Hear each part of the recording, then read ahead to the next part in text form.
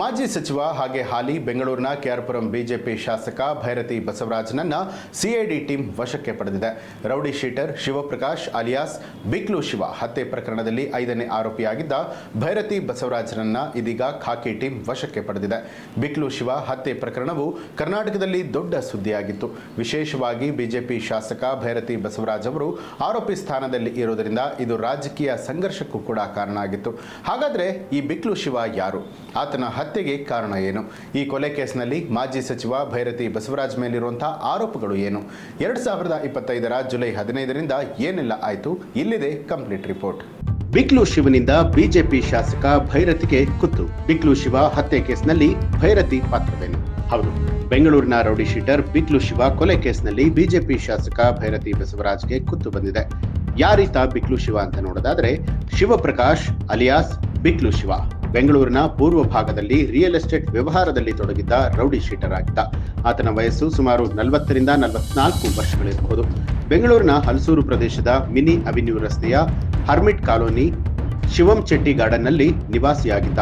Bharathi Nagar police ಠಾಣೆಯಲ್ಲಿ rowdy sheeter ಆಗಿದ್ದು 2006ರಲ್ಲಿ ತೆರೆಯಲಾಗಿತ್ತು. ಆತನ ವಿರುದ್ಧ ಒಟ್ಟು 11 ಕ್ರಿಮಿನಲ್ ಕೇಸ್ಗಳು ದಾಖಲಾಗಿತ್ತು. ಬಿಕ್ಲು ಶಿವ ಕ್ರೈಮ್ ಚಟುವಟಿಕೆಗಳಲ್ಲಿ ನೇರವಾಗಿ ತೊಡಗಿರಲಿಲ್ಲ ಅಂತ ಹೇಳಲಾಗ್ತಾ ಇದೆ. ಆದರೆ ರಿಯಲ್ ಎಸ್ಟೇಟ್ ಮಾಫಿಯಾ ಚಟುವಟಿಕೆಯಲ್ಲಿ ಆತ ಭಾಗಿಯಾಗಿದ್ದ. ನಕಲಿ ದಾಖಲೆಗಳನ್ನ ಸೃಷ್ಟಿ ಮಾಡಿ ಆಸ್ತಿಗಳ ಮೇಲೆ ಹಕ್ಕು ಸಾಧಿಸುವಂಥದ್ದು ಮತ್ತು ಚಿಕ್ಕ ಗ್ಯಾಂಗ್ ಅನ್ನು ನಡೆಸುವಂಥದ್ದು, ಹೀಗೆ ಹಲವು ಅಪರಾಧ ಕೃತ್ಯದಲ್ಲಿ ಭಾಗಿಯಾಗಿದ್ದ ಅಂತ ಹೇಳಲಾಗಿದೆ. ಜುಲೈ 15, 2025ರಂದು ಬಿಕ್ಲು ಶಿವ ಹತ್ಯೆ. ಹಾಗಾದ್ರೆ ಜುಲೈ 15ರಿಂದ ಏನಾಯ್ತು ಗೊತ್ತಾ? ಜುಲೈ 15, 2025ರಂದು ಬಿಕ್ಲು ಶಿವನನ್ನ ಹಲಸೂರು ಕೆರೆಯ ಬಳಿಯ ಅವರ ಮನೆಯ ಹೊರಗೆ ಗ್ಯಾಂಗ್ ಒಂದು ಅಟ್ಯಾಕ್ ಮಾಡಿ ಕೊಂದು ಹಾಕಿತ್ತು. ಇದು ರಿಯಲ್ ಎಸ್ಟೇಟ್ ವಿವಾದದಿಂದಾಗಿ ಸಂಭವಿಸಿರಬಹುದು ಅನ್ನುವಂತ ಶಂಕೆ ಇದೆ. ಆತನ ಹತ್ಯೆಗೂ ಮುನ್ನ ಬಿಜೆಪಿ ಶಾಸಕ ಭೈರತಿ ಬಸವರಾಜ್ ಅವರ ಸಹಾಯಕರಿಂದ ಬೆದರಿಕೆಗಳ ಬಗ್ಗೆ ಪೊಲೀಸರಿಗೆ ದೂರನ್ನ ಕೊಟ್ಟಿದ್ರು.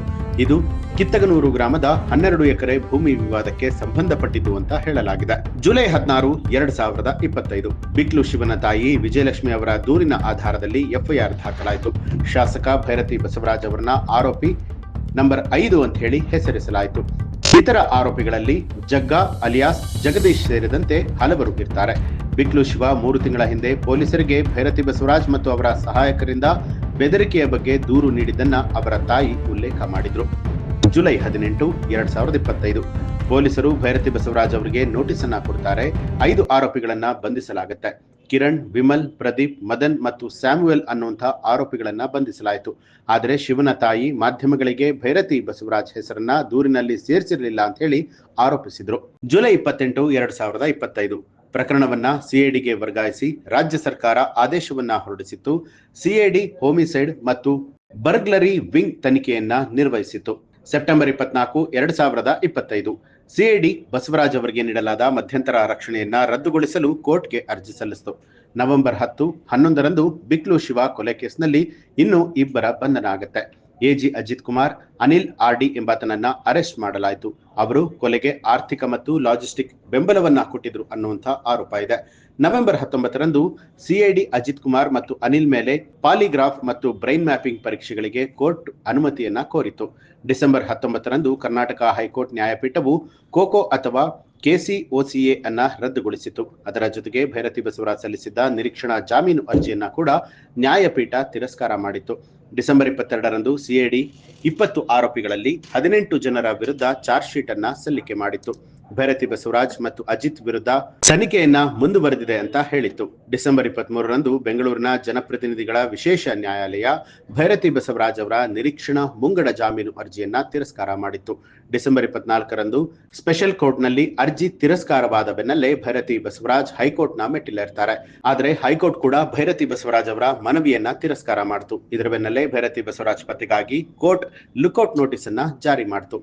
ಡಿಸೆಂಬರ್ 26ರಂದು ಭೈರತಿ ಬಸವರಾಜ್ ಹೈಕೋರ್ಟ್ಗೆ ನಿರೀಕ್ಷಣಾ ಜಾಮೀನಿಗಾಗಿ ಅರ್ಜಿ ಸಲ್ಲಿಸುತ್ತಾರೆ.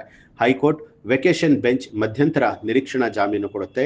ಫೆಬ್ರವರಿ 10, 2026ರಂದು ಹೈಕೋರ್ಟ್ ನ್ಯಾಯಪೀಠ ಭೈರತಿ ಬಸವರಾಜ್ ನಿರೀಕ್ಷಣಾ ಜಾಮೀನನ್ನ ತಿರಸ್ಕಾರ ಮಾಡುತ್ತೆ. ಜೊತೆಗೆ ಮಧ್ಯಂತರ ಜಾಮೀನನ್ನ ಕೂಡ ರದ್ದುಗೊಳಿಸುತ್ತೆ.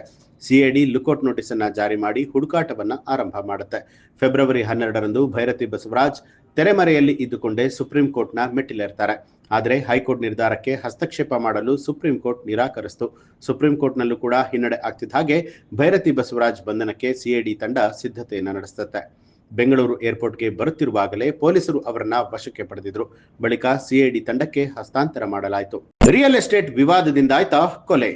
ಬಿಕ್ಲು ಶಿವ ಮತ್ತು ಬಸವರಾಜ್ ನಡುವೆ ರಿಯಲ್ ಎಸ್ಟೇಟ್ ವಿವಾದ ಇತ್ತು ಅಂತ ಹೇಳಲಾಗಿದೆ. ಬಿಕ್ಲು ಶಿವ ಹತ್ಯೆಗೂ ಹಿಂದೆ ಭೈರತಿ ಬಸವರಾಜ್ ವಿರುದ್ಧ ಬೆದರಿಕೆ ದೂರನ್ನ ಕೂಡ ಕೊಟ್ಟಿದ್ದ.